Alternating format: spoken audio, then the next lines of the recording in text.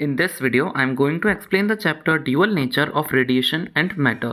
ये जो चैप्टर है उसका सिलेबस मैंने अटैच कर दिया है। एंड ये चैप्टर इंटरेस्टिंग क्यों है पता है? क्योंकि ये चैप्टर बहुत छोटा है।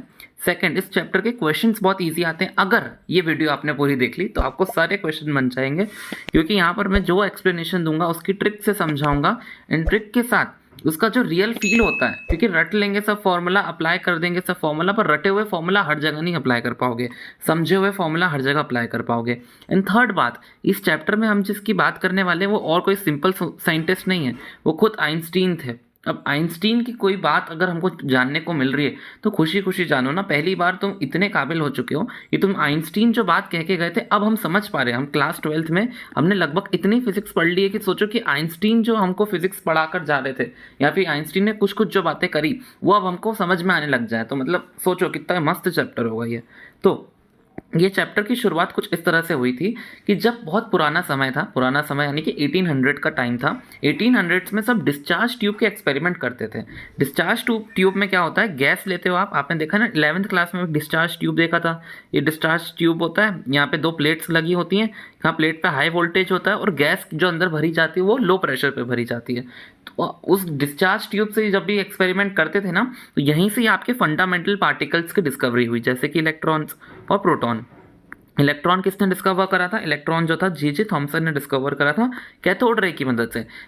ये जो है मतलब एनसीईआरटी के फर्स्ट पेज पे लिखा है। तो जो जो इंपॉर्टेंट जानकारी, क्योंकि मैं नहीं चाहता कि एक भी मार्क कहीं से भी छूटे, एमसीक्यू में पूछ लेते हैं। तो इलेक्ट्रॉन जो था जे थॉमसन ने डिस्कवर करा था कैसे? कैथोड रे की मदद से। सेकंड, थॉमसन ने एक और चीज़ दी थी, स्पेसिफिक चार्ज बताया था उन्होंने क्या होता है। स्पेसिफिक चार्ज क्या होता है? फॉर एग्जाम्पल आपका इलेक्ट्रॉन है, इलेक्ट्रॉन पे कोई चार्ज भी होता है, जैसे कि इलेक्ट्रॉन पे चार्ज क्या होता है, 1 - 1.6 इंटू 10⁻⁻⁹ और इलेक्ट्रॉन का मास भी होता है। तो मास क्या होता है इलेक्ट्रॉन का? 9.1 इंटू 10⁻⁻31 kg, मास kg में, चार्ज कूलम में। तो उन्होंने क्या करा, स्पेसिफिक चार्ज की फॉर्मूला बताया। स्पेसिफिक चार्ज क्या होता है? Q/m होता है, यानी कि कोई भी बॉडी जो मास m की हो, Q चार्ज लेती हो, तो आप उसका स्पेसिफिक चार्ज निकाल पाते हो। ये भी आपको थॉमसन ने समझाया, एक फॉर्मूला दे दिया Q/m, सिंपल। नेक्स्ट, आपने फर्स्ट चैप्टर में मेरे से पढ़ा था कि क्वांटाइजेशन ऑफ चार्ज क्या होता है। क्वांटाइजेशन ऑफ चार्ज होता है Q = NE, यानी कि आपको कोई भी चार्ज दोगे तो वो इंटीग्रल मल्टीपल होगा इलेक्ट्रॉनिक चार्ज के। ये फॉर्मूला पता है कहाँ से आया? ये फॉर्मूला आपके मुलिकन ने एक्सपेरिमेंट किया था, ऑयल ड्रॉप एक्सपेरिमेंट, वहाँ से निकल के आया है। 1 मार्क में पूछ लेते हैं फॉर्मूला आया कहाँ से, सबको रटा होता है Q = NE, ये नहीं पता होता है कौन सा साइंटिस्ट ने कैसे एक्सपेरिमेंट करके लाया। तो मुलिकन ने ऑयल ड्रॉप एक्सपेरिमेंट किया था। ऑयल ड्रॉप एक्सपेरिमेंट आपने 11th में अच्छे से जान लिया था कि एक आप ऑयल की ड्रॉप लेते हो, उसको नेगेटिव चार्ज देते हो एंड नीचे यहाँ पर एक नेगेटिव प्लेट लगाते हो। तो नेगेटिव प्लेट के कारण क्या होता है, ये दोनों एक दूसरे को रिपेल करते हैं और लेविटेट करने की कोशिश करते हैं। लेविटेशन जब उस पॉइंट पर आया ना, तो उन्होंने ऐसे मतलब इस तरीके से क्वांटाइजेशन ऑफ चार्ज निकाल लिया। पूछेंगे नहीं ऑयल ड्रॉप एक्सपेरिमेंट क्या होता है, क्योंकि बस वो तो 11th का टॉपिक था, 11th की चीज़ें 12th में नहीं पूछते हैं। अब देखो इलेक्ट्रॉनिक एमिशन क्या होता है। इलेक्ट्रॉनिक एमिशन कुछ नहीं होता। इलेक्ट्रॉन कहाँ बैठे होते हैं? न्यूक्लियस के आइट साइड घूम रहे होते हैं। ये न्यूक्लियस है, उसका आइट साइड ये इलेक्ट्रॉन समझ लो घूम रहा है। तो ये इलेक्ट्रॉन जो है वो न्यूक्लियस की तरफ अट्रैक्शन शो करता है, क्योंकि पॉजिटिव और नेगेटिव चार्जेस हैं, इसलिए न्यूक्लियस उसको बाहर जाने नहीं देता। लेकिन इलेक्ट्रॉन को अगर आप बाहर से एक्सटर्नल एनर्जी देते हो ना, तो इलेक्ट्रॉन बाहर निकल आता है। इलेक्ट्रॉन को अगर आप एक बाहर से एक्सटर्नल एनर्जी दोगे ना, तो इलेक्ट्रॉन बाहर आ जाता है। आप 3 तरह से वो एनर्जी दे सकते हो। पहला तरीका होता है हीट एनर्जी देना। हीट एनर्जी दोगे ना तो इलेक्ट्रॉन आपकी थर्मियोनिक एमिशन करता है। एमिशन का मतलब होता है बाहर निकलना। हीट एनर्जी दिया, अगर आपने गर्म कर दिया एक एटम को, तो उस एटम में जब गर्मी जाएगी ना, तो इलेक्ट्रॉन में वो हीट एनर्जी जाएगी और इलेक्ट्रॉन जो है वो बाहर निकल के आ जाएगा, उसको आप एक थर्मियोनिक एमिशन बोलोगे। सेकेंड है, आप उस पर इलेक्ट्रिक फील्ड अप्लाई कर दो। किसी भी एटम पे अगर आपने ये इलेक्ट्रॉन है यहाँ पे, इस पर इलेक्ट्रिक फील्ड अप्लाई करी, तो इलेक्ट्रिक फील्ड अप्लाई करने के कारण भी इलेक्ट्रॉन पे एनर्जी आ जाती है, इलेक्ट्रॉनिक एनर्जी आपने पढ़ाई है, और वो बाहर निकल के आ जाता है। इसको आप फील्ड एमिशन बोलते हैं, क्योंकि फील्ड से अप्लाई करके आपने एमिट करा। थर्ड होती है photo electric emission. Photo electric emission ही तो इस चैप्टर की जान है, यही तो हमको पढ़ना है। फोटो इलेक्ट्रिक एमिशन में आप क्या करोगे, एक एटम लोगे, ये मैंने माइक्रोस्कोपिक एटम बनाया, उसके ऊपर अगर आपने लाइट मारोगे तो इलेक्ट्रॉन जो है वो लाइट एनर्जी को एब्जॉर्ब करेगा और बाहर निकल के आ जाएगा। लाइट को आप फोटो बोल सकते हो कि अभी लाइट जो है वो फोटॉन्स की बनती है। अभी आपको पता नहीं फोटॉन्स क्या होते हैं, अभी समझाऊंगा। ये जिस तरह से मैं समझाऊंगा उससे एकदम क्रिस्टल क्लियर हो जाएगा। तो क्या है पहले समझ लो, क्योंकि ये बात फोटॉन की में लाइट में समझ लो फोटॉन होते हैं, इसलिए फोटो इलेक्ट्रिक एमिशन आप बोलोगे। अब जो इलेक्ट्रॉन निकलते हैं आप उनको फोटो इलेक्ट्रॉन्स भी बोलते हो। आपको जो लाइट मारनी है वो कोई सी भी लाइट से काम नहीं चलेगा, मतलब जैसे ये एटम है उस पर कुछ भी लाइट मार दोगे तो नहीं निकलेगा, एक स्पेसिफिक फ्रीक्वेंसी होनी चाहिए लाइट की, तभी इलेक्ट्रॉन निकलता। अभी आगे बात करेंगे इस बात की, लेकिन ये याद रखना। अब ये फोटोन फोटोन फोटोन इतनी बार आपने वर्ड सुन रखा होगा, इसका असली मतलब क्या होता है? ये असली मतलब आइंस्टीन समझा के गए थे। आइंस्टीन ने ही टर्म फोटोन इंट्रोड्यूस करी थी। उन्होंने क्या बोला कि कुछ लोग कहते हैं कि लाइट तो रे है, मतलब पहले मैं आपको रे पार्टिकल वाला बता देता हूँ कि आपने सबसे पहले रे ऑप्टिक्स पढ़ा। रे ऑप्टिक्स में आपने देखा कि लाइट जो है रिफ्लेक्शन करती है, रिफ्रैक्शन करती है, बढ़िया सीधे पाथ पे चलती है, पार्टिकल नेचर शो करती है। फिर अगले ही चैप्टर में आपने पढ़ लिया कि आपकी जो लाइट है ना, वो वेव ऑप्टिक्स में आपने पढ़ा कि आपकी जो लाइट है वो बढ़िया इंटरफेरेंस दिखाती है, डिफ्रैक्शन दिखाती है, और आपने समझ लिया कि जो लाइट है वो वेव भी हो सकती है। लाइट जो है पार्टिकल भी हो सकती है, लाइट जो है वो वेव भी हो सकती है। तो आइंस्टीन ने क्या सोचा, अब क्या होता था, ये एक साइंटिस्ट की कम्युनिटी बन गई थी। कुछ साइंटिस्ट बोलते थे वेव है वेव है वेव है, कुछ साइंटिस्ट बोलते थे पार्टिकल है पार्टिकल है पार्टिकल है, लड़ाई चलती थी उनकी। तो आइंस्टीन ने सोचा कि हो सकता है दोनों ही सही हो, है ना, बिल्कुल हो सकता है। तो उन्होंने क्या करा, वेव नेचर की एक प्रॉपर्टी ले ली, क्योंकि हर वेव के पास क्या होती है, एक फ्रीक्वेंसी होती है। और उन्होंने एक पार्टिकल की प्रॉपर्टी ले ली। पार्टिकल में आप एनर्जी दे सकते हो ना, पार्टिकल के पास काइनेटिक एनर्जी होती है, पोटेंशियल एनर्जी होती है। तो पार्टिकल की प्रॉपर्टी उन्होंने ली एनर्जी, और इन दोनों को रिलेट कर दिया। उन्होंने डायरेक्टली बोल दिया पार्टिकल की energy is directly proportional to wave की फ्रीक्वेंसी, यानी कि उन्होंने पार्टिकल नेचर और वेव नेचर को साथ में रिलेट कर दिया। Energy is directly proportional to frequency बता दी। फ्रीक्वेंसी आपकी वेव नेचर में आती है, एनर्जी आपकी पार्टिकल नेचर की होती है। सोचो, उन्होंने पार्टिकल और वेव नेचर को साथ में बताया। ये उन्होंने जो ये काम करा ना, इसी से आपके फोटोन बने। मतलब ये जो इन दोनों को आप मिक्स करोगे, एक वेव और पार्टिकल को, इन दोनों को मिलाकर आपका एक फोटोन बनता है। ओके, और उस फोटोन की जो एनर्जी वो तो हमने देख ही ली। एनर्जी जो फोटोन की आएगी वो डायरेक्टली प्रोपोर्शनल होगी न्यू के। अब प्रोपोर्शनैलिटी का साइन हटेगा, इसलिए एनर्जी इक्वल्स टू हो जाएगा एच न्यू। एच क्या है? एच है आपका प्लैंक्स कांस्टेंट। प्लैंक्स कांस्टेंट की वैल्यू मैंने वहाँ पर भी लिखी है। प्लैंक्स कांस्टेंट की वैल्यू है 6.6 इंटू 10⁻⁻34। और कौन सी जानने वाली बात है? एक और जानने की बात यह है कि फोटोन जो है ना, उसका जो मोमेंटम होता है वो भी फिक्स्ड होता है। फोटोन का जो मोमेंटम होगा वो होगा एच न्यू अपॉन सी। अब जो ये न्यू है उसको मैं इस तरह से रिप्लेस कर सकता हूँ, क्योंकि आपने फॉर्मूला पढ़ा है लैम्डा मल्टीप्लाई बाय न्यू होता है लाइट की स्पीड का। तो आप लिख सकते हो न्यू इक्वल टू लाइट की स्पीड अपॉन लैम्डा। तो ये न्यू को रिप्लेस कर दो आप, न्यू को आपने रिप्लेस कर दिया सी बाय लैम्डा से। सी यहाँ पर भी था तो सी से सी कैंसिल, यानी कि आपकी जो मोमेंटम होता है एक फोटोन का वो होता है एच बाय लैम्डा भी। ओके, ये आपको ये दो फॉर्मूलाज भी याद रखने हैं। इस फॉर्मूला से सब्स्टिट्यूट करके ये आया है। अब आओ आपके मेन फोटो इलेक्ट्रिक इफेक्ट के। फोटो इलेक्ट्रिक इफेक्ट जो है वो ये कहता है कि आप लेते हो एक डिस्चार्ज ट्यूब, क्योंकि उस समय डिस्चार्ज ट्यूब बहुत फेमस था। उसके अंदर आपने लिया एक फोटो सेंसिटिव मेटल या फिर फोटो सेंसिटिव मेटल की एक प्लेट, उसके ऊपर मारो आप लाइट। तो लाइट आप जैसे ही मारोगे ना उस मेटल के ऊपर, तो तीन संभावना होंगी। क्या? या तो उससे इलेक्ट्रॉन नहीं निकलेगा, दूसरी उससे इलेक्ट्रॉन निकला लेकिन वो मेटल पे ही बैठा रह गया, तीसरी इलेक्ट्रॉन निकला भी और आगे चलने भी लग गया। क्या संभावनाएं? 3 संभावनाएं।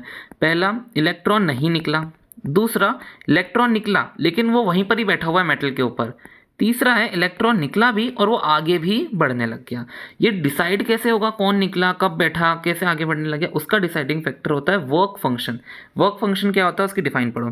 वर्क फंक्शन होती है minimum amount of energy required by an valence electron to just escape from the metal. आया समझ में? वर्क फंक्शन होता है वो मिनिमम एनर्जी किसी एक मेटल की जो आपको देनी पड़ेगी उसको, ताकि उसके इलेक्ट्रॉन्स को आप बाहर निकाल पाओ। अब ये एक मेटल की है, मतलब अलग अलग मेटल की अलग अलग वर्क फंक्शन होंगे। फॉर एग्जांपल ये एक आपका मेटल है, इसका एक वर्क फंक्शन होता है नहीं इतनी एनर्जी देनी ही पड़ेगी तब जाके इसके कोई एक एटम में से इलेक्ट्रॉन बाहर निकल के आएगा। ये एनर्जी इसको देगा कौन? ऊपर से जो भी आपकी फोटोन आएंगे ना, फोटोन के अंदर ही एनर्जी होती है, फोटोन के अंदर एनर्जी स्टोर्ड होती है। तो ये फोटोन आएंगे और आपका फोटोन जो है इस मेटल को अपनी एनर्जी देगा, और एक मिनिमम एनर्जी होगी इस मेटल की तभी वो आपके इलेक्ट्रॉन को रिलीज़ करेगा, नहीं तो अगर वो मिनिमम एनर्जी मीट नहीं करेगी तो वो नहीं करेगा। फॉर एग्जांपल वर्क फंक्शन का फॉर्मूला क्या होता है? वर्क फंक्शन में क्योंकि एक एनर्जी है तो एनर्जी को आप एच न्यू करके लिखते हो ना, तो यहाँ पर जो न्यू है वो तो फ्रीक्वेंसी हो गई फोटोन की। यदि आपकी जो न्यू है वो फोटोन की फ्रीक्वेंसी थी, तो आप यहाँ पे न्यू नॉट ले लेते हो जो थ्रेशोल्ड फ्रीक्वेंसी कहलाती है। न्यू नॉट का मतलब होता है थ्रेशोल्ड फ्रीक्वेंसी। यहाँ पे मैंने लिखा होगा ये रहा, न्यू नॉट होता है थ्रेशोल्ड फ्रीक्वेंसी, और ये जो पूरा एच न्यू नॉट होता है उसको आप वर्क फंक्शन बोलते हो। इसको theta nought sorry phi nought से भी डिनोट करते हो और डब्ल्यू नॉट से भी डिनोट करते हो ना। डिनोशन आपको समझ में आना चाहिए, मेन फील लेना पड़ेगा आपको। देन अगर अपन ने वर्क फंक्शन से कम अगर उसको एनर्जी दी, जैसे कि इसका वर्क फंक्शन मैंने एग्जांपल 40 इलेक्ट्रॉन वोल्ट है। इलेक्ट्रॉन वोल्ट क्या होता है? इलेक्ट्रॉन वोल्ट अपनी जो एनर्जी है ना उसी की यूनिट होती है, क्योंकि आपने मेनली एनर्जी की यूनिट जूल्स पढ़ी होगी। इलेक्ट्रॉन वोल्ट जो यूनिट होती है वो होती है 1.6 इंटू 10 की पावर -19 आना चाहिए, -12 लिखा है, -19 जूल्स होना चाहिए यहाँ पे। इसको हम सही कर लेते हैं, तो यहाँ पे -19 जूल्स, ये आपका एक इलेक्ट्रॉन वोल्ट होगा। तो 1 इलेक्ट्रॉन वोल्ट में इतने जूल्स होते हैं। तो हमने क्या फॉर एग्जांपल लेट कर लिया कोई एक मेटल है जिसकी वर्क फंक्शन 40 इलेक्ट्रॉन वोल्ट है। अब अगर आप एक फोटोन उसके ऊपर मारोगे जिसकी जो एनर्जी है उस फोटोन की एनर्जी ये वर्क फंक्शन से कम है, यानी 40 से कम हो गई, यानी 20 हो गई फॉर एग्जाम्पल, तो इसको मिनिमम 40 तो चाहिए ही ना। तो 20 वाला एनर्जी उसका इलेक्ट्रॉन नहीं निकाल पाएगा, इसलिए यहाँ पे एमिशन नहीं होगी। सेकेंड, अगर आपने एक ऐसा इलेक्ट्रॉन फेंका जिसकी एनर्जी बिल्कुल इसके बराबर ही 40 ही है, तो वो क्या करेगा? बिल्कुल इलेक्ट्रॉन एमिट करेगा, लेकिन इलेक्ट्रॉन एमिट करते से उसके पास कोई एक्स्ट्रा एनर्जी बची नहीं, क्योंकि 40 एनर्जी लेके आया था। 40 एनर्जी जो है वो इलेक्ट्रॉन निकालने में खर्च हो गई, यानी कि सिर्फ जीरो एनर्जी उसके पास एक्स्ट्रा बची, यानी कि बस इलेक्ट्रॉन निकल के वहाँ बैठा रहेगा और उसमें कोई काइनेटिक एनर्जी नहीं आएगी। लास्ट केस है कि आपने जो फोटोन मारा ना उसकी एनर्जी जो है वो उसके वर्क फंक्शन से भी ज़्यादा है। फॉर एग्जाम्पल आपने फोटोन मारा 80 इलेक्ट्रॉन वोल्ट का और वर्क फंक्शन तो 40 ही है, तो उसमें से 40 खर्च हो गई उस इलेक्ट्रॉन को एटम में से बाहर निकालने की, और बची हुई जो 40 थी ना उस इलेक्ट्रॉन को मिल गई काइनेटिक एनर्जी के रूप में। यहाँ पर अपना एनर्जी का यूज़ कैसा होता है आपको समझ में आया? आइंस्टीन ने बताया था ये एनर्जी का यूज़। जो भी आपका आप फोटोन मारोगे ना, तो पहले तो उसकी खर्च होगी उसकी वर्क फंक्शन को निकालने के लिए, सेकंड जो एक्स्ट्रा बचेगी ना वो उसकी काइनेटिक एनर्जी में चली जाएगी। आ गया समझ? ये फॉर एग्जांपल ये मेरा सनलाइट है, सनलाइट से यहाँ पर मैंने ये इस तरीके का अपना वो ले लिया सेटअप जो आप डिस्चार्ज ट्यूब में लेते हो। ये मेरा डिस्चार्ज ट्यूब था, यहाँ पर मेरा फोटो सेंसिटिव मेटल था। तो उसके ऊपर मैंने जैसे ही लाइट मारी, तो मैं जैसे ही उस पर लाइट मारूंगा तो इसकी लाइट में एनर्जी होगी, मतलब ऑफकोर्स लाइट के अंदर एनर्जी होगी जिसको आप फोटोन की एनर्जी लिख सकते हो। वो फोटोन की एनर्जी काय में खर्च हो रही है? पहला, इलेक्ट्रॉन को इस मेटल से पहले बाहर निकालने के लिए, तो कितनी लगेगी? वर्क फंक्शन वाली एनर्जी लग जाएगी। प्लस अब जब जो इलेक्ट्रॉन बाहर निकला उसमें काइनेटिक एनर्जी भी आएगी, तो वही काइनेटिक एनर्जी भी वो बाहर वाली एनर्जी ही प्रोवाइड करती है। ये वाले एग्जाम्पल से और क्लियर हो गया होगा। अब ये आपको फॉर्मूला जो है वो आइंस्टीन ने दिया था, दैट इज़ वाई ये 1905 में उन्होंने दिया था। उन्होंने क्या फाइंड आउट करा? अगर आप मेटल के ऊपर लाइट शाइन करते हो ना, तो वो क्या करता है? इलेक्ट्रॉन रिलीज करता है, और तो और उस इलेक्ट्रॉन में थोड़ी सी काइनेटिक एनर्जी भी आ जाती है, और वो पॉजिटिव प्लेट की तरफ अट्रैक्ट करते हुआ अपने आप जाता है। मैंने क्या करा? फोटोन की एनर्जी को एक बार इस तरह से भी लिख सकता हूँ एच न्यू करके, वर्क फंक्शन जो होता है उसको एच न्यू नॉट लिखते हो, मैंने आपको पढ़ा रखा है, ये रहा वर्क फंक्शन जिसको एच न्यू नॉट लिखते हो। काइनेटिक एनर्जी तो हाफ एम वी स्क्वायर होती है। ये एक और फॉर्मूला आपको समझ में आ गया होगा। अब देखो इंटेंसिटी और फ्रीक्वेंसी क्या होता है। आपको ये चैप्टर में आगे आने में, मतलब आगे जब आओगे तो इंटेंसिटी और फ्रीक्वेंसी बार बार सुनने को मिलेगा। इंटेंसिटी बताए क्या होता है? जैसे कि अगर यहाँ पर 2 फोटोन निकल रहे हैं तो समझ लो ये इंटेंसिटी I1 है, और अगर मैंने बोला कि यहाँ पर 4 5 6 फोटोन निकल रहे थे तो ये I2 है। नंबर ऑफ फोटोन का में 6 है, मतलब नंबर ऑफ फोटोन्स जिसमें ज़्यादा होते हैं ना उसकी इंटेंसिटी ज़्यादा होती है। इतना समझ में है? जैसे कि देखो 2 टॉर्च जलाई, जैसे आपने, एक टॉर्च बहुत डिम है और एक टॉर्च बहुत ब्राइट है, यानी कि जो डिम वाली टॉर्च है ना वो कम फोटोन निकाल रही होगी, और जो ब्राइट वाली टॉर्च है ना वो ज़्यादा फोटोन निकाल रही होगी। तो जो कम फोटोन निकाल रही होगी उसकी ऑफकोर्स इंटेंसिटी भी कम होगी, और जो ब्राइट होगी उसकी इंटेंसिटी भी ज़्यादा होगी। अब फ्रीक्वेंसी देखो, फ्रीक्वेंसी है कि वो जो एक आपने, इसमें अब फर्क नहीं पड़ता कितने फोटोन हो, आप बस एक फोटोन को लोगे और उस फोटोन की कितनी फ्रीक्वेंसी है। फोटोन की फ्रीक्वेंसी कैसे निकलती है? Energy equals to h nu, देखा है ना? इस फ्रीक्वेंसी की बात हो रही है कि फोटोन की फ्रीक्वेंसी कितनी है। फ्रीक्वेंसी समझ में आया? मतलब वो एनर्जी और फोटोन से निकाल सकते हो। इंटेंसिटी होता है सिंपल सा आपके कितने फोटोन्स आ रहे हैं। ओके, अब इंटेंसिटी और फ्रीक्वेंसी के बीच में कंफ्यूजन मत रखना। इंटेंसिटी का formula I equals to n h nu भी होता है। अब ये तो मैंने आपको बात बता दी सीधे कि आइंस्टीन जो थे उन्होंने इस तरह से आपका फोटो इलेक्ट्रिक इफेक्ट को देखा और उस तरह से उन्होंने इसको पूरा समझा दिया, क्योंकि फोटो इलेक्ट्रिक इफेक्ट का सिर्फ एक ही फॉर्मूला ये वाला। और इसकी थ्योरी भी मैंने आपको समझा दी, लाइट पड़ेगी मेटल के ऊपर, ओके, लाइट के अंदर जो एनर्जी थी वो एच न्यू थी। अब ये जो एच न्यू है उसमें पहली एनर्जी खर्च होगी इलेक्ट्रॉन को पहले मेटल से बाहर निकालने के लिए, मेटल से बाहर निकालने वाली एनर्जी उसका वर्क फंक्शन कहलाती है। सेकंड, थोड़ी सी और एनर्जी अगर बच गई तो वो उसके काइनेटिक एनर्जी के रूप में जाती है और इलेक्ट्रॉन जो है वो आगे बढ़ने लगता है। लेकिन ये सफ़र इतना आसान नहीं था। आप देखोगे जो हर्ट्ज थे ना, वो हर्ट्ज साइंटिस्ट जो है वो 1887 से इस पर काम कर रहे थे।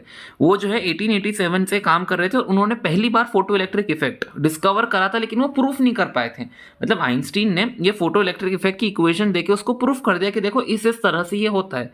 लेकिन जो हर्ट्ज थे ना, उन्होंने फोटो इलेक्ट्रिक इफेक्ट करके तो दिखा दिया था कि लाइट मारी और इस तरह से इलेक्ट्रॉन चल रहे हैं, लेकिन वो प्रूफ कुछ नहीं कर पाए। बस उन्होंने बोला होता है, कैसे होता है वो बेचारे नहीं बता पाए। इन्होंने क्या कर रहे थे, एक इलेक्ट्रोमैग्नेटिक वेव का एक्सपेरिमेंट कर रहे थे जिसमें ये वोल्टेज अप्लाई करते हैं वापस इसी तरीके से डिटेक्टर लूप में।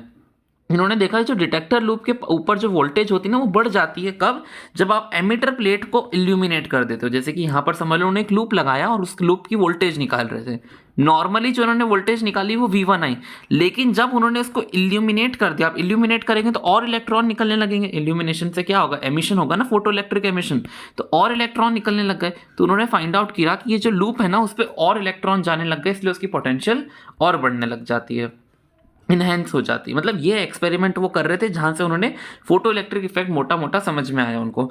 इससे उन्होंने कंक्लूड करा कि अगर आप लाइट शाइन करते हो किसी मेटल पे तो वो क्या करती है, इलेक्ट्रॉन रिमूव करती है।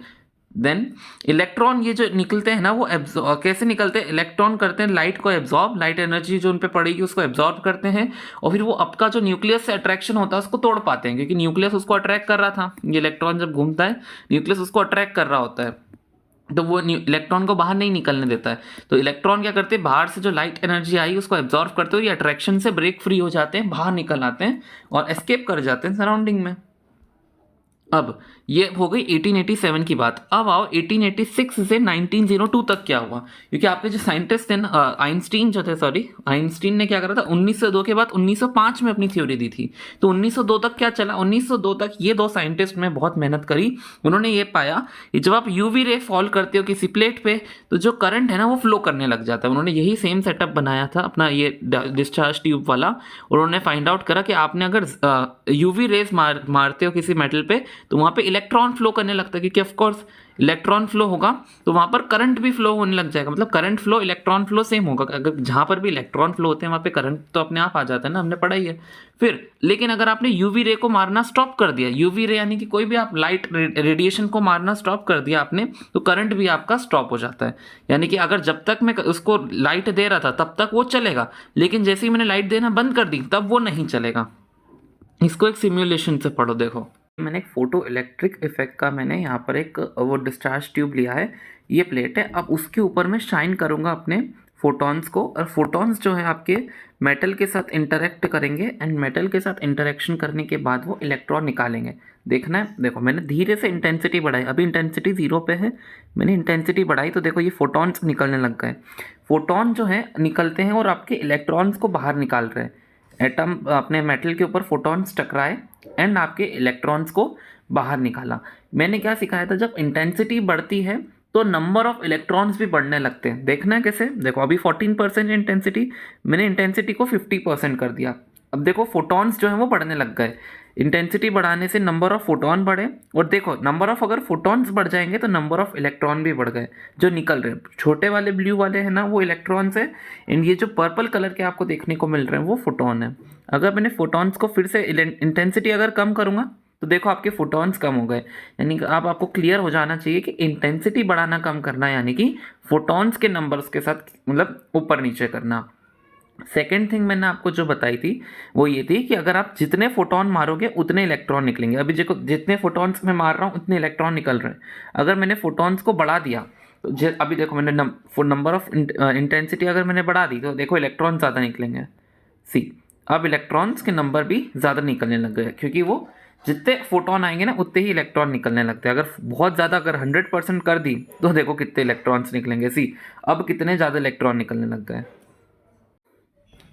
अब आया ये पॉइंट समझ में। सी, अब यूवी फॉल करती, यूवी लाइट फॉल करेगी एमीटर प्लेट पे, जैसे मैं आपको शाइन कर रहा था प्लेट के ऊपर, वो निकालती है इलेक्ट्रॉन्स को बाहर, और वो जो इलेक्ट्रॉन निकले हैं ना वो अदर पॉजिटिव प्लेट से अट्रैक्ट होंगे और आपका इलेक्ट्रॉन फ्लो कर देंगे। इलेक्ट्रॉन जब फ्लो होगा ना तो सर्किट कंप्लीट हो जाएगा। मतलब अभी यहाँ पर देखो ये प्लेट, ये इस तरीके से सर्किट बना हुआ है, ये प्लेट बीच में अड़ गई, ये मतलब ये दोनों प्लेट सेपरेटेड है।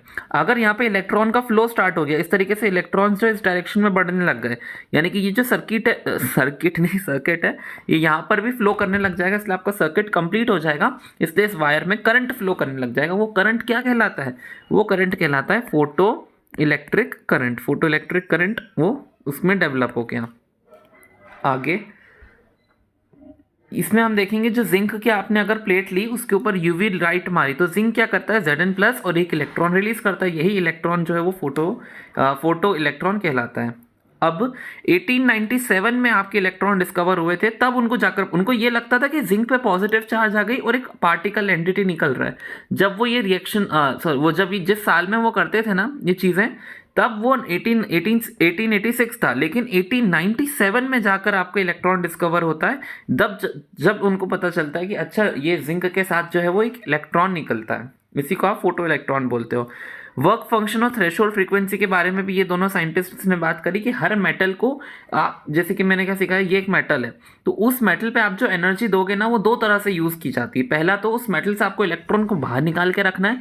सेकेंडली अगर थोड़ी और एनर्जी अगर बचती है तो वो काइनेटिक एनर्जी में ट्रांसफर होती है। अगर किसी मेटल की मैंने अब ले ली 50 है वर्क फंक्शन, मैंने जो एक फोटोन मारा उसकी जो उसकी एनर्जी थी वो 60 थी, तो ये जो 60 है ना, पहले तो 50 को वर्क फंक्शन के लिए यानी कि इलेक्ट्रॉन को निकालने में यूज़ हो जाएगी, तो बची कितनी 10, और वो 10 जो एनर्जी है ना वो उसकी काइनेटिक एनर्जी में कन्वर्ट हो जाती है। आइंस्टीन ने क्या लिखा था, ये जो आपने 60 जो मारा है ना ये जो सॉरी यहाँ पे W नहीं आएगा, जो आपकी एनर्जी है एक फोटोन के ऊपर वो काय से मिलके बनी है 50, यानी कि उसका वर्क फंक्शन प्लस ये जो 10 उसकी काइनेटिक एनर्जी है। क्योंकि मैंने ये 60 लिया था फोटोन की एनर्जी, 50 खर्च हो गई आपके वर्क फंक्शन के लिए, तो 10 बची उसकी काइनेटिक एनर्जी में। ये बार बार इसलिए लिख रहा हूँ ताकि आपको याद हो जाए, क्योंकि बहुत ही आसान चीज़ है, क्या बड़ी बात है इसलिए मैं एक और बार बता देता हूँ।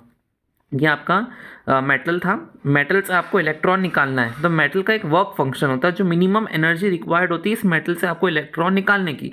तो अगर मुझे एक फोटोन उस पर मारना है तो ये मिनिमम एनर्जी तो मुझे देनी पड़ेगी, प्लस अगर आपको सिर्फ इलेक्ट्रॉन निकाल के रखना है तो इतना दे दो, क्योंकि अगर आपने EP = वर्क फंक्शन कर दिया तो इलेक्ट्रॉन सिर्फ निकलेगा, लेकिन अगर आपको उसको निकालने के बाद आगे भी चलाना है तो चलाने के लिए उसमें काइनेटिक एनर्जी देनी पड़ेगी, तो आपको फोटोन की एनर्जी थोड़ी और बढ़ानी पड़ेगी ताकि वो काइनेटिक एनर्जी भी उसको दे पाए, और इस तरह से आपका पूरा फॉर्मूला बना था। आगे देखो, जो भी फोटो सेंसिटिव मेटल होता है ना उसकी अलग अलग डिफरेंट होती हैं वर्क फंक्शंस, क्योंकि ऑफ कोर्स जो एक वर्क फंक्शन यानी कि मेटल पे डिपेंड करता है। कोई मेटल अपने इलेक्ट्रॉन आसानी से दे देगा, कोई आसानी से नहीं देगा, जो आसानी से नहीं देगा उसको और ज़्यादा एनर्जी वाले फोटोन उसके ऊपर मारने पड़ेंगे। जो इंटेंसिटी होती है डायरेक्टली प्रोपोर्शनल होती है फोटो इलेक्ट्रिक करंट के। क्यों? क्योंकि अभी हाल मैंने बताया इंटेंसिटी बढ़ाओगे तो ऊपर से फोटोन ज़्यादा बरस रहे थे, फोटोन ज़्यादा बरसेंगे अगर मेटल पे तो ज़्यादा इलेक्ट्रॉन भी निकलेंगे मेटल से, और ज़्यादा इलेक्ट्रॉन अगर मेटल से निकलेंगे यानी कि ज़्यादा करंट फ्लो करेगा। अगला, एल्कली मेटल्स जो होते हैं ग्रुप 1 वाले, लीना की रब से फरियाद वो वाली, तो उसमें क्या होता है इलेक्ट्रॉन्स जो है वो विजिबल लाइट से निकल आते हैं। विजिबल लाइट की थोड़ी सी फ्रीक्वेंसी यानी एनर्जी कम होती है, और कम एनर्जी में भी इनका काम चल जाता है। लेकिन आपके जो जिंक, कैडमियम, मैग्नीशियम, एल्यूमिनियम है उनको थोड़ी ज़्यादा एनर्जी वाली UV लाइट लगती है। और हैवी मेटल्स जो होते हैं, जो बहुत हैवी मेटल्स होते हैं, उनको तो एक्स-रे लगती है। ओके, ये अलग अलग काइंड ऑफ लाइट्स होती हैं जो आपने इलेक्ट्रोमैग्नेटिक स्पेक्ट्रम में पढ़ा है ना। अब जो है एक फोटोन जब एक इलेक्ट्रॉन से टकराता है तो एक तरह से समझ लो ये आपका मेटल था, उसमें एक इलेक्ट्रॉन है, ये फोटोन आता है, फोटोन इलेक्ट्रॉन से टकराता है और उसको बाहर निकाल देता है ना, इस तरीके से होता है। तो ये जो टकराना और बाहर निकलने का ये सब टाइम होता है ना, ये 10⁻⁹ सेकेंड के अंदर हो जाता है। तो जो कितना कम समय में ये काम हो गया। और आपके जो मुलिकन थे उन्होंने क्या करा, अब जब आपने इसकी टाइमलाइन समझो, सबसे पहला रिएक्शन आपका रिएक्शन क्यों बोल रहा हूँ, सबसे पहला एक्सपेरिमेंट 1887 में आपके हर्ट्स ने करा। देन सेकंड 1886 से लेके ये 1902 तक कौन वर्क करता था, ये हॉलवॉश और लेनार्ड वर्क करते थे। देन 1905 में आपके आइंस्टीन ने इनके जो काम था ना उनको काम का यूज़ करके अपनी एक इक्वेशन दे दी, ये वाली EP = आपकी work function plus kinetic energy, ये वाली इक्वेशन दे दी 1905 में। अब लोग है ना इसको क्वेश्चन करते थे, जो मुलिकन थे ना उन्होंने 1906 से लेके 1915 तक बहुत क्वेश्चन करा साइंटिस्ट आइंस्टीन को कि ऐसा तो हो ही नहीं सकता, गलत बता रहा है, ये तो झूठ बोल रहा है, ऐसे करता था। लेकिन बाद में पहले डिसएग्री करता था, लेकिन बाद में उसने भी एग्री कर दिया कि आइंस्टीन जो बोल रहा है वो सही है, ऐसे ही वर्क करता है फोटो इलेक्ट्रिक करंट। अब आपने जब वेव ऑप्टिक्स में पढ़ा था कि लाइट जो वेव होती है ना, अगर आप वो वाला लॉजिक यहाँ अप्लाई करोगे तो देखना यहाँ पे गलत हो जाएगा। क्यों? क्योंकि देखो वेव में आप देखते हो कि उसकी एक स्पेसिफिक इंटेंसिटी होती है, वेव की स्पेसिफिक इंटेंसिटी होती है और वो एब्जॉर्ब कर लेता है कोई भी चीज़ को, है ना। मतलब वेव आप किसी के ऊपर मारोगे तो उसके पास जितनी भी इंटेंसिटी होती है ना वो सामने वाले को दे देती है और सामने वाले से इलेक्ट्रॉन को निकाल देती है। लेकिन जैसे कि इसमें आप एग्जांपल देखो, नो मैटर जो भी आप फ्रीक्वेंसी की वेव डालो इलेक्ट्रॉन हमेशा निकलेगा, ऐसा आपकी क्लासिकल वेव थ्योरी बोलती है। लेकिन अभी हाल ही हमने पढ़ा कि कोई सी भी फ्रीक्वेंसी से काम नहीं चलेगा। अगर आपने एच न्यू यानी कि पूरी frequency multiply by Planck's constant आपका 20 हो रहा है ना, और वर्क फंक्शन आपका 50 है, तो 20 से 50 में क्या आपकी निकलेगी? क्या नहीं निकलेगा इलेक्ट्रॉन, क्योंकि आपने डाली है 20 की एनर्जी और 50 तो मिनिमम चाहिए ना। तो अगर आपको मिनिमम इसमें भी 50 डालनी पड़ेगी ताकि इलेक्ट्रॉन निकले। अभी तो सिर्फ इलेक्ट्रॉन निकलेगा 50 पे, उस पर काइनेटिक एनर्जी जीरो रहेगी। अगर आपने 60-70 समथिंग कुछ ऐसी डाली तब इलेक्ट्रॉन भी निकलता, फिर काइनेटिक एनर्जी भी निकलती है। लेकिन जो क्लासिकल वेव थ्योरी थी ना वो बोलती है कि कोई सी भी फ्रीक्वेंसी की डालो हमेशा इलेक्ट्रॉन निकलेगा, जो कि गलत बात है। अगला वो क्या कहती थी, इंटेंसिटी बढ़ाओगे तो काइनेटिक एनर्जी भी बढ़ने लगेगी। ये बहुत बहुत बड़ी बात उसने कह दी गलत, क्योंकि इंटेंसिटी बढ़ाने से काइनेटिक एनर्जी नहीं बढ़ती। इसका प्रूफ देखना है, हाँ ध्यान से देखना, इंटेंसिटी बढ़ाने से काइनेटिक एनर्जी में फर्क नहीं आता। जैसे कि फॉर एग्जांपल यहाँ मैंने 34% आपकी इंटेंसिटी रखी है, इलेक्ट्रॉन्स की स्पीड को नोटिस करो, जितनी स्पीड से जा रहे हैं ध्यान से उनकी स्पीड देखो, नॉर्मल सी स्पीड है। अगर मैंने इंटेंसिटी बढ़ा भी दी उनकी स्पीड पे फर्क नहीं पड़ा, वो जिस स्पीड से जा रहे थे उसी स्पीड से जाएंगे। स्पीड को अगर मुझे बढ़ाना घटाना है तो मुझे इसकी फ्रीक्वेंसी के साथ खेलना होगा। फ्रीक्वेंसी अगर मैंने उसकी बढ़ा दी, जैसे कि अगर फॉर एग्जांपल मैंने फ्रीक्वेंसी बढ़ाई तो देखो स्पीड बढ़ी, देखा। अगर फ्रीक्वेंसी बहुत बढ़ा दी मैंने तो देखो कैसी स्पीड बढ़ेगी, ये बड़ी स्पीड। समझ में आया? स्पीड के चेंज करना है ना तो आपको फ्रीक्वेंसी चेंज करनी पड़ती है। लेकिन अगर आप सिर्फ इंटेंसिटी के साथ खेलोगे, जैसे कि ये मैंने फ्रीक्वेंसी फिर से कांस्टेंट कर दी है ना, इंटेंसिटी अभी इतनी है, अगर 16% इंटेंसिटी पे देखो कितने इलेक्ट्रॉन निकल रहे हैं, उनकी इलेक्ट्रॉन की स्पीड को नोटिस करना, ठीक है। ये आपकी इस स्पीड से आपके इलेक्ट्रॉन निकल रहे हैं। इंटेंसिटी को मैंने बढ़ा दिया तो सिर्फ नंबर ऑफ इलेक्ट्रॉन बढ़ेंगे, लेकिन उनकी जो स्पीड है निकलने की वो वही रहेगी, सेम रहेगी। यही बात उसने बोली। ये रहा कि अगर आप इंटेंसिटी बढ़ाते हो तो काइनेटिक एनर्जी नहीं बढ़ती, काइनेटिक एनर्जी सेम रहती है उसके। आपने अभी हाल देखा जो इलेक्ट्रॉन निकल रहे थे सेम स्पीड से निकल रहे थे। अगला है टाइम लैग। यहां हमने देखा कि डालते से जैसे ही फोटोन उस पर पड़ रहे थे वैसे इलेक्ट्रॉन निकलना शुरू हो गए थे, राइट। लेकिन ये कहता है कि टाइम लैग होता है, 1-2 घंटा लगता है इलेक्ट्रॉन को निकलने में। ऐसा नहीं होता, तुरंत आपके इलेक्ट्रॉन निकलने लगते हैं। अब आप देखो कुछ कुछ ग्राफ जो आपको एग्जाम में पूछे जाएंगे, बहुत जरूरी ग्राफ है, आपको बहुत क्रिस्टल क्लियर हो जाएंगे। पहला, अगर आप इंटेंसिटी बढ़ाते हो तो फोटो करंट बढ़ता है, बिल्कुल बढ़ता है, क्योंकि अभी मैंने आपको सिमुलेशन में दिखाया अगर मैंने इंटेंसिटी बढ़ाई थी तो नंबर ऑफ फोटॉन्स यहाँ पे बढ़ गए, तो नंबर ऑफ फोटॉन्स बढ़े इसलिए नंबर ऑफ इलेक्ट्रॉन निकलना बढ़ गए, और इलेक्ट्रॉन अगर ज़्यादा निकलते हैं तो ऑफकोर्स चार्ज भी करंट भी बढ़ जाता है। इसलिए आपने अगर फोटो करंट को और इंटेंसिटी को बनाया ऐसा ग्राफ, तो इंटेंसिटी डायरेक्टली प्रोपोर्शनल होती है फोटो करंट के, फोटो इलेक्ट्रिक करंट के, इसलिए इसका ऐसा लीनियर ग्राफ बनता है। नेक्स्ट देखो पोटेंशियल और फोटो इलेक्ट्रिक करंट का। अब फोटो इलेक्ट्रिक करंट जो है ना, ये यहाँ पर देखो एक बार जीरो कब होता है, जब उसको आप स्टॉपिंग पोटेंशियल अप्लाई करते हो। ये स्टॉपिंग पोटेंशियल क्या है? अगर आपको स्टॉपिंग पोटेंशियल समझना है तो ऐसा समझो कि यहाँ पर आपकी नेगेटिव चार्ज था, यहाँ पर आप पॉजिटिव चार्ज वाली प्लेट लगाते हो जानबूझकर। क्यों?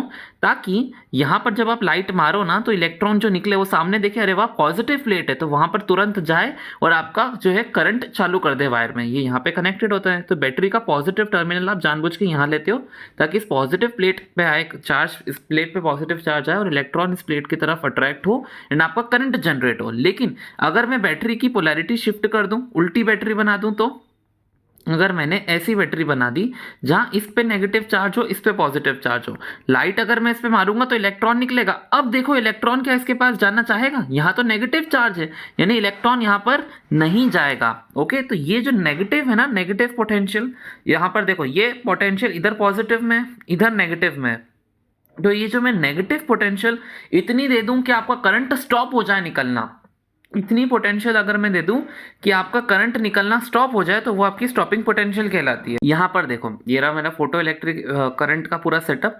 यहाँ मैंने थोड़ी सी इंटेंसिटी बढ़ाई तो नॉर्मली आप देखोगे कि आपके ये फोटॉन्स इस पे पड़ेंगे। अगर आपको फोटॉन्स भी देखने तो लो, मैंने फोटॉन्स भी बना दिए। ये ऐसे फोटॉन पड़ रहे हैं मेटल के ऊपर तो आपके इलेक्ट्रॉन्स निकल रहे हैं। अगर मुझे ये इलेक्ट्रॉन का ये करंट बंद करना है तो मैं क्या करूँगा, अभी सेल ऐसा रखा ना, सेल को पलट दूंगा। ये सेल मैंने पलटा तो देखो सेल पलटते से ही, क्योंकि यहाँ पे नेगेटिव चार्ज आ गया, अगर आपको इतना जूम इन नहीं दिख रहा ना तो देखो इलेक्ट्रॉन निकल रहे हैं, इलेक्ट्रॉन निकलने की कोशिश कर रहे हैं बेचारे, लेकिन उन पे इतना नेगेटिव चार्ज लग रहा है। देखो ये मैं थोड़ा कम करा नेगेटिव चार्ज तो थोड़े आगे तक बढ़ेंगे वो। ये देखो ये इलेक्ट्रॉन निकलना चाहते हैं पर उसके ऊपर नेगेटिव चार्ज के कारण रिपल्शन का फोर्स लगता है, बेचारे फिर उल्टी तरफ पलट जाते हैं। यानी कि यही है आपका स्टॉपिंग पोटेंशियल। इलेक्ट्रॉन्स को वहां पहुंचने ही नहीं दे रहा हूं मैं। अगर मैं इसको पॉजिटिव में कर दूं पोटेंशियल, ये देखो फिर से बैटरी पॉजिटिव में कर दी तो चुपचाप इलेक्ट्रॉन वहां पर जाएंगे, क्योंकि यहाँ पे इस वाली राइट हैंड वाली प्लेट पे पॉजिटिव चार्ज है। लेकिन अगर मैंने राइट हैंड वाली प्लेट पे एक नेगेटिव चार्ज ला दिया, कैसे, आपकी बैटरी को उल्टा करके, मैंने बैटरी उल्टी करी थी ना वैसे ही, तो बैटरी उल्टी करने से आपका जो करंट है वो बहना बंद हो जाता है, फोटो करंट जीरो हो जाता है। कब? जब आपने पोटेंशियल को पॉजिटिव से नेगेटिव शिफ्ट करा। ये जब बैटरी सीधी लगी थी, जब करंट बह रहा था तब पोटेंशियल पॉजिटिव में लिया था। ये देखो ये बैटरी सीधी कर दी, यहाँ करंट बह रहा है 0.103 एम्पियर आपको देखने को मिल रहा है। बैटरी मैंने उल्टी कर दी तो देखो करंट बहना जीरो हो गया, क्योंकि पोटेंशियल नेगेटिव में मैंने कन्वर्ट। यहाँ पर चेक कर लो, यहाँ पर पोटेंशियल पॉजिटिव में था तो करंट बहता है ना, लेकिन ये फोटो करंट की बात कर रहा हूँ। लेकिन जैसे ही अगर मैंने नेगेटिव में करा तो आपका करंट जीरो हो जाता है। धीरे धीरे अगर मैं नेगेटिव से पॉजिटिव बढ़ाऊंगा ना तो आपका करंट वापस से बहने लग जाएगा।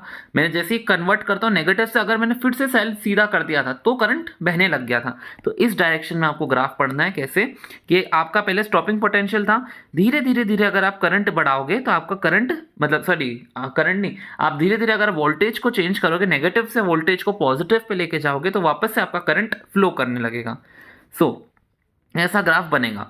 अगर आपने इंटेंसिटी 1 ली तो फोटो करंट समझ लो इतना बना। आपको पता है अगर आपने इंटेंसिटी बढ़ा दी तो फोटो करंट बढ़ता ही, ये दिखा यहाँ पे इंटेंसिटी बढ़ती है तो फोटो करंट बढ़ता है ना। तो अगर आपने I3 इंटेंसिटी ली तो उसका सबसे ज़्यादा होगा, I2 ली तो उसका मीडियम है, I1 ली तो उसका सबसे लो है। अब ये जो आप देखोगे तीनों ही, भले I1 हो, I2 हो या I3 हो, आपका जो स्टॉपिंग पोटेंशियल है ना वो तो तीनों का ही सेम है। इररिस्पेक्टिव ऑफ इंटेंसिटी आपका स्टॉपिंग पोटेंशियल सेम होता है। इसको देखो ऐसा क्यों होता है, ये रहा समझ लो मैंने स्टॉपिंग पोटेंशियल लगाया। अगर मैंने ये कितनी पहले कितनी इंटेंसिटी रखता हूँ, ये मैंने 26% इंटेंसिटी रखी तो भी देखो स्टॉपिंग पोटेंशियल इतना, इसकी इतनी औकात है कि ये 26% वाली इंटेंसिटी को भी करंट नहीं बहने दे रहा है। अगर मैंने इंटेंसिटी इसकी बढ़ा भी दी तो भी देखो स्टॉपिंग पोटेंशियल वही रहेगा, ठीक है। अभी भी ये इलेक्ट्रॉन्स को नहीं आने दे रहा। अगर मैंने इंटेंसिटी 100% भी कर दी ना, पूरी इतनी मैक्सिमम भी कर दी तो भी देखो ये स्टॉपिंग पोटेंशियल की वही वैल्यू रहेगी, ये अभी भी नहीं आने दे रहा। मैंने पोटेंशियल को नहीं छेड़ा, पोटेंशियल अभी भी एक मैंने कांस्टेंट रख रखा है यहाँ पे ये सेल में, लेकिन इंटेंसिटी को भले ही मैं बहुत कम भी कर दूँ तो इलेक्ट्रॉन नहीं निकलेंगे। बढ़ाते भी जाऊँ अगर इंटेंसिटी को मैं, फॉर एग्जांपल मैंने बढ़ा भी दी तो भी इलेक्ट्रॉन नहीं निकल पा रहे। यानी कि भले ही आपने इंटेंसिटी कम रखी हो, यानी कि I1 रखी हो तो भी उसके लिए स्टॉपिंग पोटेंशियल सेम रहेगा, I3 भी रखी हो तो भी उसके लिए स्टॉपिंग पोटेंशियल सेम रहेगा। ये स्टॉपिंग पोटेंशियल निकालते कैसे, ये जो कैपिटल V होता है ना ये स्टॉपिंग पोटेंशियल कहलाता है। तो काइनेटिक एनर्जी को बराबर कर दो स्टॉपिंग पोटेंशियल के मल्टीप्लाई बाय E, तो ये आपका स्टॉपिंग पोटेंशियल का फॉर्मूला हो गया। ये V equals to kinetic energy upon E हो गया। अब आपने कहाँ पे काइनेटिक एनर्जी देखी, आपने अपने आइंस्टीन की इक्वेशन में काइनेटिक एनर्जी देखी है। एनर्जी ऑन फोटोन क्या होती है, work function plus kinetic energy के बराबर। तो काइनेटिक एनर्जी को रिप्लेस कर दो इस तरह से, तो ये हो जाएगा energy of photon equals to work done plus EV। ये करके आप फॉर्मूला बना सकते हो। अगला ये वाला ग्राफ क्या कह रहा है पता है, इफेक्ट ऑफ फ्रीक्वेंसी बता रहा है ऑन स्टॉपिंग पोटेंशियल।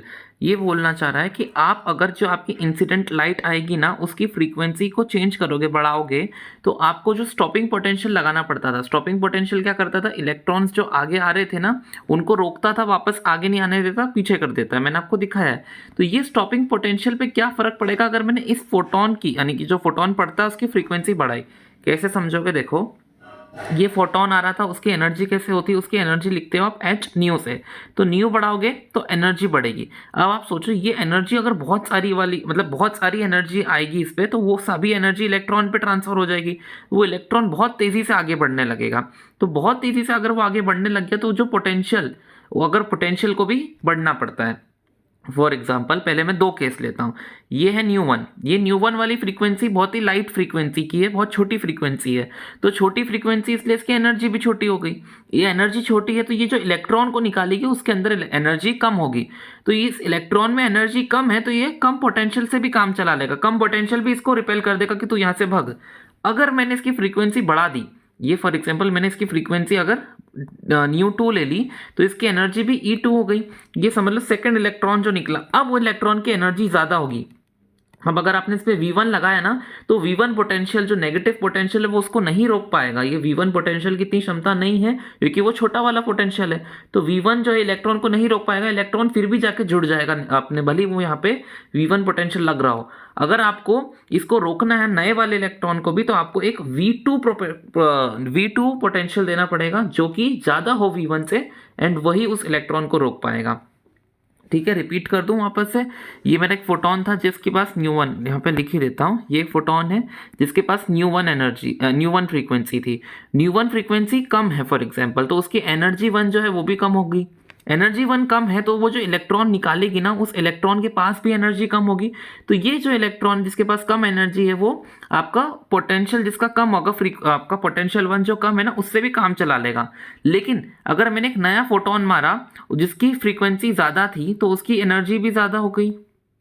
एनर्जी ज़्यादा हुई तो वो जो इलेक्ट्रॉन निकालेगा उसके पास काइनेटिक एनर्जी ज़्यादा होगी।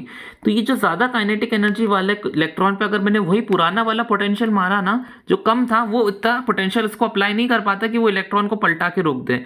पोटेंशियल का क्या काम होता था, इलेक्ट्रॉन को पलटा देता था। तो जिसके पास कम एनर्जी थी जो न्यू 1 वाला था उसको पलटा देगा, लेकिन जो न्यू 2 वाला है जिसके पास ज़्यादा पोटेंशियल है उसको वो नहीं पलटा पाता। दैट इज वाई इसको पलटाने के लिए मैं एक अपना नया पोटेंशियल इंट्रोड्यूस करूंगा, पोटेंशियल 2 जो ज़्यादा हो, ताकि वो जो इलेक्ट्रॉन जिसके पास ज़्यादा एनर्जी है ना वो भी पलट के ना जुड़ पाए उससे और इलेक्ट्रॉन फ्लो नहीं कर पाए। इसको इसलिए मैं लिखूंगा जो न्यू 1 है, जैसे कि फॉर एग्जांपल न्यू 3 सबसे ज़्यादा है तो देखो उसका नेगेटिव, यहाँ पे नेगेटिव पोटेंशियल भी सबसे ज़्यादा है क्योंकि न्यू 3 सबसे ज़्यादा है। दैट इज वाई उसको सबसे ज़्यादा पोटेंशियल लग रहा है स्टॉप होने के लिए। ये यहाँ पर करंट 0 है यानी कि उसको स्टॉप करने के लिए सबसे ज़्यादा पोटेंशियल लग रहा है। देन न्यू 2 आता है, उसको भी पोटेंशियल जो है लग तो रहा है स्टॉप करने के लिए लेकिन न्यू 3 से कम। यहाँ पे समझ लो -1 इसको लग रहा है, इसको -2 लग रहा है, इसको -3 लग रहा है। न्यू 3 सबसे ज़्यादा है पोटेंशियल वाला है, सबसे ज़्यादा एनर्जी वाला है, इसलिए उसको सबसे ज़्यादा पोटेंशियल लग रहा है रिवर्स डायरेक्शन में रोकने के लिए।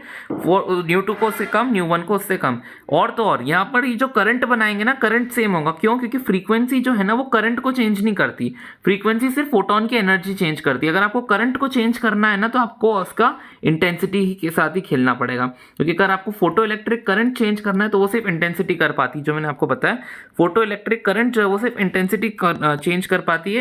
आपकी जो फ्रीक्वेंसी है वो तीनों ही केस में भले फ्रीक्वेंसी 3 सबसे ज़्यादा है, फिर फ्रीक्वेंसी 2 वाला लाइन, ये आपकी फ्रीक्वेंसी 3 वाली लाइन है, ये फ्रीक्वेंसी 2 वाली लाइन है और ये फ्रीक्वेंसी 1 वाली लाइन है। तीनों देखो एक ही करंट दे रही है। अब आपको ज़्यादा अच्छे से समझ में आएगा सिमुलेशन के थ्रू। मैंने कि अगर मैंने थोड़ी सी लाइट की इंटेंसिटी मारी इस मेटल के ऊपर तो इलेक्ट्रॉन्स निकलने लग गए। ये इंटेंसिटी है ना मैंने फिक्स कर दी ना, इंटेंसिटी को मैं नहीं छोड़ूंगा, इंटेंसिटी समझ लो मैंने 50% पे फिक्स कर दी। मुझे यहाँ पे फ्रीक्वेंसी के साथ खेलना है। समझ लो ये 400 नैनोमीटर फ्रीक्वेंसी पे ये चल रहा है। तो ये इलेक्ट्रॉन्स के एमिशन को रोकने के लिए मैंने कुछ नेगेटिव पोटेंशियल दिया, बैटरी को उल्टा पुट कर दिया। तो जैसे ही मैंने नेगेटिव पोटेंशियल दिया तो देखो ये जो है इलेक्ट्रॉन्स वो नेगेटिव पोटेंशियल के कारण रिपेल बैक करने लग गए। लेकिन ये नेगेटिव पोटेंशियल जो है तब तक ही काम कर रहेगा जब तक ये फ्रीक्वेंसी इसको झेलने देगी। अगर मैंने फ्रीक्वेंसी बढ़ाई, फ्रीक्वेंसी बढ़ाने के लिए नैनोमीटर में वेवलेंथ है ना उसको कम करना पड़ेगा, क्योंकि वेवलेंथ से इन्वर्सली प्रोपोर्शनल होती है। मतलब अगर मैं इस डायल को आगे बढ़ाऊंगा तो फ्रीक्वेंसी बढ़ेगी नहीं, कम हो जाएगी। इस डायल को मुझे यहाँ मोड़ना पड़ेगा ताकि मेरी फ्रीक्वेंसी बढ़े। तो अब देखो मैंने फ्रीक्वेंसी बढ़ा दी, दे मैं अभी भी नेगेटिव पोटेंशियल ही रहा हूँ, लेकिन देखो ये नेगेटिव पोटेंशियल इतनी केपेबल नहीं है, अभी भी इलेक्ट्रॉन जाकर कनेक्ट करने लग गए जैसा मैंने सिखाया था। तो अगर मुझे फ्रीक्वेंसी बढ़ा दूंगा ना तो मुझे नेगेटिव पोटेंशियल भी बढ़ाना पड़ेगा अगर मुझे उसका करंट 0 करना है। तो अब देखो मैंने इसका नेगेटिव पोटेंशियल भी साथ में बढ़ाया तो जब जाकर इसका करंट रुका। ठीक है, मैंने शुरुआत में ये 0 था और ये समथिंग फ्रीक्वेंसी थी, ढंग से सब चल रहा था। अगर मुझे इसका करंट रोकना था तो मैंने क्या करा, थोड़ा सा नेगेटिव पोटेंशियल दिया तो ये होने लग गया। ठीक है, इस तरह से मैंने पहला केस लिया था, ये छोटी फ्रीक्वेंसी पे छोटे पोटेंशियल से काम हो गया। लेकिन अगर मैंने फ्रीक्वेंसी बढ़ाई तो देखो फ्रीक्वेंसी बढ़ाने के चक्कर में क्या हुआ, अभी भी कुछ इलेक्ट्रॉन जाके कनेक्ट होने लग गए, ये छोटा नेगेटिव पोटेंशियल उसको नहीं रोक पा रहा था। तो ये बड़ी फ्रीक्वेंसी को रोकने के लिए मैंने नेगेटिव पोटेंशियल को भी बड़ा करा, ताकि अब जाकर ये बड़ी फ्रीक्वेंसी को भी मैं रोक पाऊँ। ठीक है, that is why negative potential बढ़ने लगता है पीछे ग्राफ में अगर फ्रीक्वेंसी भी बढ़ने लगती है। नेक्स्ट ग्राफ देखो काइनेटिक एनर्जी और फ्रीक्वेंसी का। तो काइनेटिक एनर्जी और फ्रीक्वेंसी का ग्राफ कैसे बनेगा, हमने अभी हाल इक्वेशन देखी, आपको ये वाली दिखेगा नहीं, कलर कौन सा लूँ, येलो ले लेता हूँ। ठीक है, हमने अभी हाल देखी एनर्जी ऑफ फोटोन क्या होती है, work function plus kinetic energy में। आपको ग्राफ बनाना है काइनेटिक एनर्जी वर्सेस फ्रीक्वेंसी का। फ्रीक्वेंसी कहाँ पर आती है, इस वाली टर्म में, ये होता है एच न्यू, ये होता है H new not plus kinetic energy मैंने ले लिया। देन काइनेटिक एनर्जी को इसी तरफ रखो, या फिर ऐसे लिख लो, काइनेटिक एनर्जी क्या हो गया, H new minus H new not हो गया, राइट। देन यहाँ पर आपको देखने को मिल रहा है, आपको y लेना है काइनेटिक एनर्जी, यानी कि देखो y आपने काइनेटिक एनर्जी लिया, x पे आपने फ्रीक्वेंसी लिया, तो x मैंने यहाँ पे बना दिया। तो एक तरीके से देखो y equal to m x minus c का ग्राफ बन रहा है, यानी कि आपका जो इंटरसेप्ट है वो नेगेटिव एक्सिस पे यहाँ पर आएगा। इंटरसेप्ट की वैल्यू क्या है, एच न्यू नॉट, यानी कि ये जो नेगेटिव इंटरसेप्ट आया भी ना, नेगेटिव इंटरसेप्ट, इसकी वैल्यू है एच न्यू नॉट, वो भी माइनस का। और इसका स्लोप यानी m क्या आएगा, स्लोप इसका है h, यानी कि प्लैंक्स कांस्टेंट यहाँ पे स्लोप का काम करता है। कौन, प्लैंक्स कांस्टेंट यहाँ पे स्लोप का काम करता है, प्लैंक्स कांस्टेंट यहाँ पे है स्लोप। आगे देखो, और कोई इंपॉर्टेंट जानकारी यहाँ पे देने की बिल्कुल नहीं है।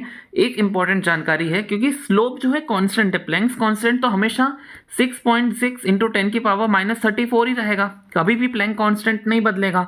तो प्लैंक्स कांस्टेंट अगर सेम है ना, तो कोई भी मेटल का स्लोप निकालो। फॉर एग्जाम्पल ये मेटल 1 का स्लोप है और ये कोई दूसरे मेटल का स्लोप है, तो मेटल 1 का जो स्लोप है वो भी थीटा ही रहेगा और मेटल 2 का है वो भी थीटा ही रहेगा। मतलब ये ऐसे ही दिखेंगे, मेटल 1 ऐसा और मेटल 2 आड़ा, इस तरह से नहीं दिखेगा, क्योंकि थीटा चेंज हो जाएगा। थीटा चेंज मतलब स्लोप चेंज, पर स्लोप तो आपने एच ले रखा है, एच तो एक पर्टिकुलर नंबर है, यानी कि ये जो स्लोप है ना, ये कभी नहीं बदलेगा, चाहे आप कितने ही मेटल्स की निकालो। इस तरीके से ये समझ लो, एक मेटल का स्लोप ऐसा निकल के आया, ऐसी लाइन बनी एक मेटल 1 ने और दूसरे मेटल 2 ने ऐसी लाइन बनाई, तो इनका जो इस तरीके से ये ओरिएंटेशन है ना थीटा, ये थीटा ही रहेगा, कभी भी चेंज नहीं होगा। ये जो है ये आगे पीछे हो सकते हैं, हाँ उसके मेटल के हिसाब से आगे पीछे हो सकते हैं। जिस मेटल की थ्रेशोल्ड फ्रीक्वेंसी कम होगी ना, वो पीछे रहेंगे, और जिस मेटल की थ्रेशोल्ड फ्रीक्वेंसी हाई होगी, जिसको ज़्यादा आपको एनर्जी वाला फोटोन देना पड़ेगा उसमें इलेक्ट्रॉन निकालने के लिए, वो आगे रहते हैं। लेकिन उनका ओरिएंटेशन ऐसा ही रहेगा, देखो एकदम ऐसे चलेंगे वो लोग, क्योंकि उनका जो स्लोप रहता है ना वो सेम रखना होता है। अब बढ़ते हैं कुछ सवालों की तरफ, क्योंकि अगर हमसे सवाल बन रहे हैं तो मतलब चैप्टर भी बन रहा है। पहला है हमारा सवाल 11.1, फ्रीक्वेंसी दे रखी है इतनी और आपसे पूछा उसकी पावर भी दे रखी है। पहले पार्ट में एनर्जी पूछा, नहीं ए पार्ट में ये रहा, ए पार्ट में what is the energy of photon, कितनी बार सिखाया है। एनर्जी ऑफ फोटोन का फॉर्मूला क्या है, एच न्यू है। एच न्यू का मतलब एच की वैल्यू तो आपको पता है, ये रही 6.6 इंटू 10 की पावर -34, और जो न्यू है, न्यू जो आपको क्वेश्चन में गिवन था उसको दोनों को मल्टीप्लाई करके एनर्जी आप निकाल लो। सेकंड में आपको पूछा है फोटॉन्स पर सेकंड निकालना है। फोटॉन्स पर सेकंड पता है कैसे निकलेंगे, आपको पावर दी ना उसकी मदद से निकलेंगे। पावर क्या होती है, एनर्जी अपॉन टाइम, हमने पहले छोटी क्लासेस में पढ़ा है। अब एक फोटोन की एनर्जी अगर एच न्यू होती है तो एन नंबर ऑफ प्रोटॉन्स की एनर्जी तो एन ई हो गई है ना। एक फोटोन की एनर्जी एच न्यू है, तो मैंने एन नंबर ऑफ प्रोटॉन्स है ना, तो एन मल्टीप्लाई बाय एक की एनर्जी लिख दी है ना। एंड आपसे यही एन बाई टी ही तो पूछा है क्वेश्चन में, फोटॉन्स पर सेकंड यानी कि number of photons per second, इसकी वैल्यू निकालने के लिए बोली है। तो आपको जो पी की वैल्यू है वो तो क्वेश्चन में गिवन है, और जो ई है उसको डिवीजन में भेज दो। डिवीजन में भेजने के बाद आपकी ई की वैल्यू आपने ऊपर ही निकाली। ध्यान से देखोगे तो ये 2/4 हो जाएगा। 2/4 से आप उसको 0.5 करोगे और थोड़े बहुत डेसिमल 10 की पावर्स की मदद से आपका आंसर आ जाएगा 5 इंटू 10 की पावर 15। नेक्स्ट क्वेश्चन तो उससे भी ज़्यादा आसान है। क्यों, देखो उसमें आपको क्वेश्चन में पहले तो वर्क फंक्शन दे रखा है 2.14 इलेक्ट्रॉन वोल्ट, और आपसे पूछा है कि आप उसकी थ्रेशोल्ड फ्रीक्वेंसी निकालो। हे भगवान, आपको पता है वर्क फंक्शन के वैल्यू फॉर्मूला क्या होता है, H new not. New not का वो वैल्यू पूछा है तो वर्क फंक्शन से डिवाइड कर दो एच को। वर्क फंक्शन है 2.14 इलेक्ट्रॉन वोल्ट। इलेक्ट्रॉन वोल्ट को आपको पहले जूल में कन्वर्ट करना पड़ेगा। जूल में कन्वर्ट करने के लिए उसका मल्टीप्लाई करो 1.6 इंटू 10 की पावर -19 जूल से। आप इसको मल्टीप्लाई जैसे ही करोगे तो वो ऐसे मल्टीप्लाई होगा, 6.6 इंटू 10⁻34 से डिवाइड करोगे, आंसर आपके सामने। ये न्यू नॉट है तो ये आपको यहाँ पे अगर ये फ्रीक्वेंसी है तो आंसर हर्ट्स में देखने को मिलेगा। नेक्स्ट बी पार्ट में आपसे क्या बोल रहा है, आपको वेवलेंथ निकालनी है तब जब आपकी स्टॉपिंग पोटेंशियल हो 0.60 वोल्ट की। पहली बात तो स्टॉपिंग पोटेंशियल है, तो आपका फॉर्मूला जो है, मैंने क्या फॉर्मूला पढ़ा है, इलेक्ट्रॉनिक पोटेंशियल होती है जितना भी work done plus kinetic energy के। स्टॉपिंग पोटेंशियल की बात हो रही तो मैंने काइनेटिक एनर्जी को ईवी से रिप्लेस कर सकता हूँ। मैंने आपको ऊपर ही सिखाया काइनेटिक एनर्जी इक्वल टू होता है ईवी के। अब आपसे क्या पूछा है, बट लैम्डा पूछा है, तो लैम्डा निकलेगा इसी आपने जो इंसिडेंट फोटोन मारा है ना उसी का लैम्डा पूछा जा रहा है, क्योंकि वर्क फंक्शन तो आपने ऊपर ही निकाल दिया। वर्क फंक्शन मैंने एज इट इज लिख दिया, ई जो है मैंने एज इट इज लिख दिया, वी जो है वो भी फॉर्मूला में क्वेश्चन में दिया था, मैंने सारी चीज़ें लिख दी। अब एनर्जी होता है एच न्यू को लिख सकता हूँ h c by lambda. H और सी दोनों कॉन्स्टेंट्स की वैल्यू आपको पता है, आपको लैम्डा ही तो निकालना है। तो मैं क्या करूँगा, सब चीज़ें जिसकी एच सी की भी वैल्यू पता थी, लैम्डा को मैं ले गया ऊपर, ये सब चीज़ें आ गई नीचे, और एच सी जो थी वो ऊपर आ गई, और आपको सॉल्व करके आंसर मिल गया। ईजी क्वेश्चन है बहुत ही, क्योंकि ये फॉर्मूला मैंने आपको सब करा रखा है ऊपर ही। अब आओ मैटर वेव के ऊपर। मैटर वेव्स क्या होती है, जैसे आप और मैं और आप जो हैं, ये सभी के सभी मैटर हैं, एक सॉलिड ब्लॉक दिखते हैं आपको। लेकिन अगर मैं बोलूं कि हम सब मैटर के साथ साथ वेव भी हैं, जैसे लाइट का ड्यूअल नेचर आपने पढ़ा ना, कि लाइट जो है आपका वेव नेचर भी दिखाती है और पार्टिकल नेचर भी दिखाती है, तो वैसे ही आप और मैं भी, हम इंसान लोग भी इस तरीके से दिखाते हैं। हम भले ही बहुत ही, हमारी जो वेव लेंथ होती है ना वो बहुत छोटी होती है, इसलिए हम वाइब्रेट करते हुए दिखते नहीं हैं। जो लाइट और ये इलेक्ट्रॉन प्रोटॉन्स होते हैं ना, इनकी वेवलेंथ थोड़ी सी बड़ी होती है, इसलिए हम देख सकते हो कि ये इस तरीके से वेव बना रहे हैं। लेकिन हमारी वेवलेंथ तो इतनी छोटी होती कि हम जो है इतना वाइब्रेशन हमारा दिख नहीं पाता है, क्योंकि हमारा मास ज़्यादा होता है। ओके और आपको जो मैटर वेव का फॉर्मूला है ना, मैं ऊपर ही करा चुका हूँ, मैंने आपको ऊपर ही बता दिया था कि आपका जो ये ये मोमेंटम होता है वो h अपॉन लैम्डा होता है। तो यही वाला फॉर्मूला आपका मैटर वेव में भी लगेगा, momentum equals to h upon lambda. जिस भी चीज़ का आपको लैम्डा निकालना है ना, जैसे कि आपको लैम्डा अगर निकालना है तो मैं h अपॉन मोमेंटम कर दूंगा। अब आपको एनसीईआरटी का ही क्वेश्चन देख लो, आपको वापस से वेवलेंथ निकालनी है, ये रही वो वेवलेंथ, और आपसे पहले एक इलेक्ट्रॉन की निकालनी है जो 5.4 इंटू 10⁻6 मीटर पर सेकंड से गुजर रहा है। तो वेलोसिटी ये रही, मास ऑफ इलेक्ट्रॉन आपको पता है, सिखा दिया। लैम्डा क्या होता है, एच अपॉन लैम्डा होता है एच अपॉन मोमेंटम, मोमेंटम होता है मास इंटू वेलोसिटी। तो मास आपको ये दिखा है, वेलोसिटी भी आपको ये गिवन है, एच आपको पहले ही पता होता है, ये होगा, सॉल्व करके आपकी आ जाएगी वेवलेंथ। अब देखो ये आपकी इलेक्ट्रॉन की वेवलेंथ थी, इलेक्ट्रॉन की वेवलेंथ आई 10⁻⁹ मीटर में, ठीक है, कंपेरेबल वेवलेंथ है। अब निकालो एक बॉल की, यानी कि हमारे आम मतलब नॉन लिविंग थिंग जो होती हैं, सारी के सारे ऑब्जेक्ट जो होते हैं उनकी भी एक वेवलेंथ होती है। एक बॉल है जिसका मास है 150 ग्राम, वो 30 मीटर पर सेकंड से वो ट्रेवल कर रही है। अगर मास 150 ग्राम है और ये वेलोसिटी 30 मीटर पर सेकंड है, तो मैंने एमवी में पुट करा, मास जो है मैं केजी में पुट करता हूँ। केजी में पुट करने का कारण है क्योंकि केजी में अगर आप पुट करोगे तभी भी आपका ये जो है एच की वैल्यू जो है ना वो भी केजी में होती है, वो कट हो जाता है। देन केजी में मास पुट करूंगा 0.15 इंटू 10⁻30 जो है स्पीड, और ये एच की वैल्यू पुट करी तो मेरा जो आंसर आया उसकी वैल्यू आई 1.47 इंटू 10⁻34। अब सोचो -34 कितना छोटा है -9 के कंपैरिजन में, यानी कि हम वाइब्रेट तो कर रहे हैं लेकिन हम इतना सा वाइब्रेट कर रहे हैं कि हम कर ही नहीं रहे हैं वाइब्रेट। लेकिन जो इलेक्ट्रॉन वाइब्रेट करते हैं वो अच्छे से दिखता है कि इस तरह से ऊपर नीचे हो रहे हैं। तो ये कॉन्सेप्ट है मैटर वेव का, मतलब कोई भी मैटर जो है वो वेव भी है और जो वेव है वो मैटर भी है, ये आपस में इंटरचेंज होता रहता है। इसलिए आपको अगर आपको कोई भी मैटर की वेवलेंथ निकालनी है तो आप क्या करो, प्लैंक्स कांस्टेंट से उसका जो मास है वो और जिस वेलोसिटी से वो ट्रेवल कर रहा है वो उसको डिवाइड कर दो तो आपको उसकी वेवलेंथ मिल जाती है। लास्ट टॉपिक था चैप्टर का, चैप्टर इसके बाद खत्म हो जाता है। आई होप आपको मेरी एक्सप्लेनेशन समझ में आई हो। अगर समझ में आई है तो चैनल को सब्सक्राइब करो, वीडियो को लाइक करो, एक अच्छा सा कमेंट करो, क्योंकि आपके कमेंट्स मुझे और वीडियो बनाने के लिए मोटिवेट करेंगे। सो स्टे ट्यून्ड, अगली वीडियो जल्दी आएगी।